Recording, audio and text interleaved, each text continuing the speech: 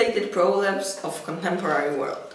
Nowadays, despite fantastic progress in medicine, people's health is still endangered. What makes things worse is that contemporary threats hit both the rich as well as the poor. In my opinion, the most serious threats to people's health are new contagious diseases and unhealthy eating and living habits. As far as the former goes, although it is possible to perform advanced operations, we are still vulnerable to previously unknown contagious diseases, like Ebola or avian flu. These viruses spread in the air extremely easily. For the virus, it is possible to travel from one part of the world to another in a matter of days.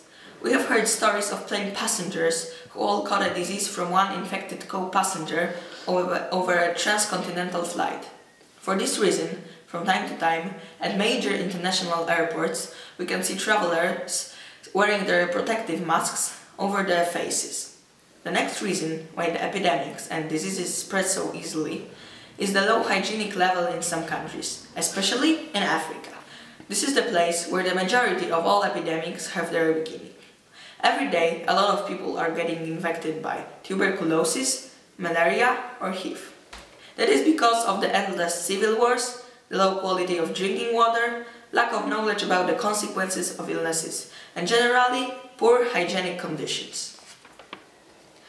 Furthermore, very high temperatures and humidity in Africa facilitate the spread of epidemics. As I have already said, those diseases can travel fast, and if something like that happens and the World Health Organization does not react immediately, it might be extremely difficult to stop the epidemics from reaching every single corner of the world. Let me now pass on to the second major contemporary health danger, is to unhealthy eating and living habits. In my opinion, the problem starts with children and teenagers who spend too much time indoors, usually in front of the computer or TV. They also do not care much for what and when they eat, and junk food at different hours of the day is unfortunately a very popular way of dealing with hunger. Also, sodas with a lot of sugar and artificial additives are probably the worst idea to deal with first. The direct consequence of unhealthy eating habits is putting on weight, which, coupled with lack of physical activity, is a perfect recipe for serious health problems in adult life. And we often hear of children whose parents easily let them skip physical education classes and games at school for no apparent reason. As far as adults are concerned, the major health threats in this group are associated with too much stress at work, excessive consumption of alcohol, and again, insufficient physical activity. So much about health problems and threats in today's world. But is there any hope? Yes! First of all, the more well-off society, the higher awareness of the necessity to stay healthy and fit. That is why, for example, running is becoming more and more popular, and ordinary people do marathons or run shorter distances.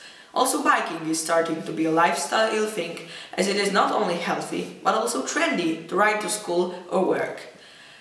We don't need to look far for the evidence. The extreme popularity of the read and write system in my hometown, Lublin, speaks for itself. Another example of a sport that is gaining in popularity is skiing. In winter, many families go skiing. However, they often suffer injuries on the slope, and the reason for it, clearly, lack of regular physical preparation through the year. So one thing is to be willing to do sports, and another to adjust one's aspirations to actual capabilities. And here I arrive at my final conclusion. Becoming fit and healthy requires persistence, endurance and patience. There are no shortcuts to being in a good shape. Here is my handful of advice for people my age on how to start and go through a regular school day. 6:30 AM, 7 AM. Try to wake up early and do some push-ups, or if you have time, go running. It will be a great start of your day.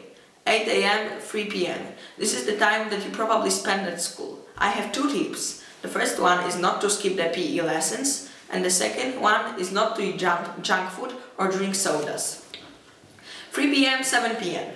It is the time when you should eat 2 meals. As far as dinner is concerned, you should avoid eating red meat too often, and remember that you don't have to eat potatoes every day. You can replace them with rice or buckwheat, which is healthier and tastes even better. Supper should not be eaten after 7 p.m. because your metabolism is slowing down then and you simply get fatter.